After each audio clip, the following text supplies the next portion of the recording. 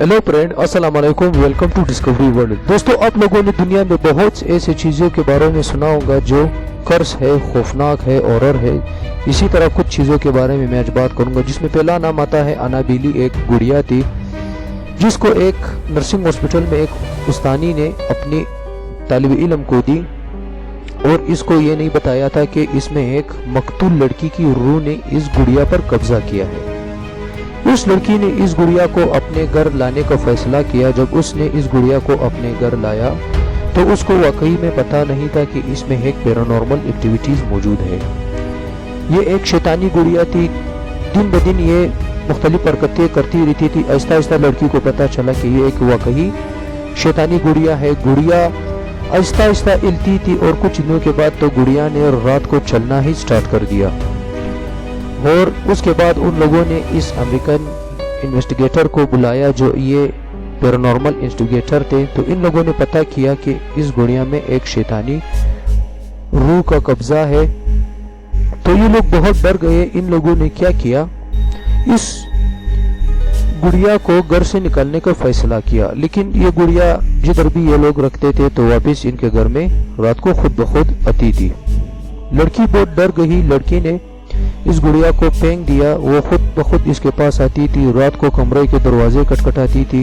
घर वाले इन गुड़िया से बहुत तंग थे। तो घर वालों ने आखिर फैसला किया कि इस गुड़िया को एक इन्वेस्टिगेटर के हवाले किया जाए। बाद में इसको गुड़िया को इस इन्वेस्टिगेटर को दे दिया और उन लोगों ने इसे म्यूजियम में बंद कर दिया। और इसे एक फिल्म भी आई जिसका नाम है अनाबिली। दोस्तों, अब बात करते हैं इस कुर्सी की। इस कुर्सी को द डेथ ऑफ चेयर भी कहा जाता है। थॉमस नामी औरत की एक पसंदीदा कुर्सी थी जिसने इस कुर्सी को फर्नीचर की दुकान में डिजाइन की थी। ये बेहद अपनी कुर्सी को चाहती थी। सन 1702 में इसके ससुर के कत्ल के केस में इसको अंदर किया। बाद में तफ्तीश के बाद पता चला कि एक दिन इसके ससुर इसकी कुर्सी पर बैठा तो इसको नागवारा लगा और इसने अपने ससुर को उसी कुर्सी पर इसका गला गोंदकर उसे मार दिया था। ये अपनी कुर्सी से बेहद मोहब्बत करती थी। बाद में एक बहुत खौफनाक कुर्सी बन गई। दोस्तों, बाद में जो भी लोग इस कुर्सी पर बैठते थे तो उसकी एकदम से पुरस्कार तरीके से, भयानक तरीके से उस बेचारे की मौत हो जाती थी। तो लोग इस कुर्सी से डरने लगे। वर्ल्ड वॉर 2 में एक सिपाही ने इस कुर्सी पर बैठने की कोशिश की। तो कुछ अरसे के बाद जब भी अपनी कुर्सी से उठा चला गया इसने, तो बाद में पता चला कि वो एक खतरनाक पहाड़ से नीचे गिरकर मर चुका था। तो लोग और खौफजदा हो गए और इस कुर्सी को एक मुकामी म्यूजियम में शिफ्ट करने का फैसला किया। इसी तरह इस कुर्सी ने 65 लोगों की जान ले ली। जो भी इस कुर्सी पर बैठता था उसकी जान चली जाती थी और वो एकदम से मौत के मुंह में चला जाता था। उसके साथ कोई भयानक वाकया लाजमी होता था।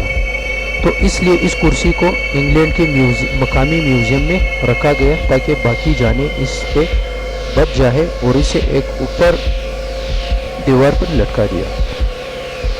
दोस्तों, अब बात करते हैं एक लड़की की।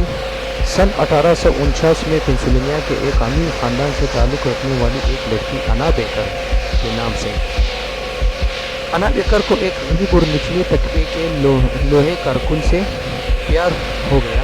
अना के वालिदैन नहीं चाहते थे कि वो एक निचले और गरीब तबके आदमी से शादी करे और इन्होंने शादी से मना किया, जिसके लिए अना ने पहले ही एक सफ़ेद लिबास खरीद लिया था।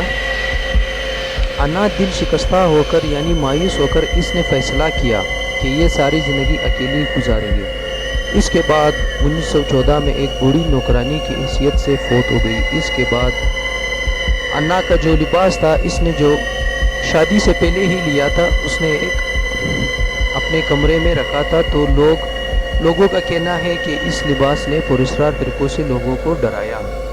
कई बार लोगों का कहना है कि इस लिबास में एक बूढ़ी औरत घूमती थी, एक छोटी लड़की घूमती थी और उन्हें तंग करती थी, कमरों को दरवाजे को खटखटाती थी। और ये भी मालूम हुआ कि इस ड्रेस की वजह से लोगों ने उस मकान में आना ही छोड़ दिया। एक और लोगों का कहना है ایک بچے نے کہا تھا کہ جب میں اپنے امی کے کمرے میں ہوتا تھا تو مجھے ایک وائٹ ڈریس میں لڑکی گور گور کر مجھے دیکھتی تھی. تو بعد میں بہت سے لوگوں نے یہ مانا کہ واقعی یہ ایک پراسرار ڈریس ہے, کہیں گوڈ فادر ہے, کہیں پیرانارمل انویسٹیگیٹر ہے, لیکن انہیں کچھ پتہ نہیں چلا کہ اس ڈریس میں ایسا کیا ہے جو لوگوں کو ڈرایا جاتا ہے. تو بعد میں اس ڈریس میں پھر ایک عورت نے بیان دیا تھا نیوز پہ کہ میں جب پہلی بار اب اس گھر میں شفٹ ہو گئی تو مجھے پتہ نہیں تھا کہ یہاں پر ایک پیرانارمل ایکٹیویٹیز ہوتی ہے.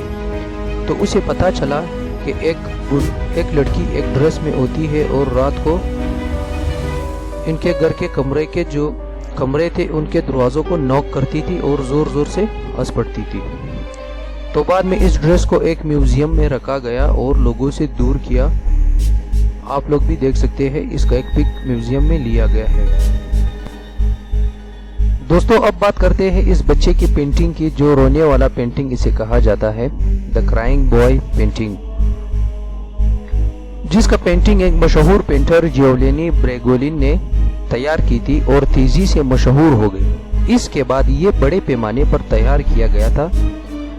اور دوستو آپ کو یہ بھی بتاتا چلو, اور برطانیہ بھر سے گھروں میں پایا گیا تھا, تاہم جلد ہی ان میں سے بہت سے گھروں میں خوفناک طور پر آگ لگ گئی. یہ پینٹنگ اتنا مشہور ہو گیا کہ برطانیہ کے بڑے بڑے گھروں میں اس کو لگایا گیا. لگانے کے بعد جس گھر میں بھی یہ پینٹنگ ہوتی تھی وہاں پر پراسرار طریقے سے گھر کو آگ لگ جاتا تھا اور پورا گھر جلس کر راکھ ہو جاتا تھا. لیکن حیرت کی بات یہ تھی, پینٹنگ کو کچھ نہیں ہوتا تھا. بہت سے انویسٹیگیٹر نے پتہ کیا کہ یہ آخر اس طرح کیوں ہوتا ہے, لیکن کسی کو کچھ سمجھ میں نہیں آیا. ایک رات کو ایک گھر میں ایک بندے نے اس پینٹنگ کو لگایا. اس نے کہا تھا جب میں نے پینٹنگ کو لگایا تو رات کو گھر میں ایک دم سے